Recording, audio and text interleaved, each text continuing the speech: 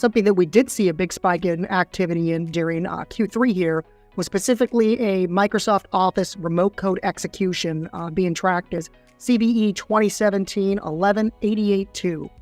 Basically what that means that 2017, if you're not familiar with, is that's when the vulnerability was initially announced. So despite patches being available for over 5 years, this is still being actively attacked and being sought out after by these threat actors. If they are able to execute on this, it allows them to execute remote code, install payloads, they can modify data, they can create new accounts on victim machines.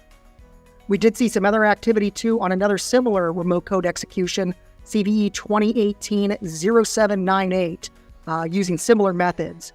In general, there should always be a focus on your Microsoft products anytime that there are new patches released. The threat actors are looking to exploit these and take advantage of them because of the large market share, obviously, that Microsoft has when it comes within the Office space.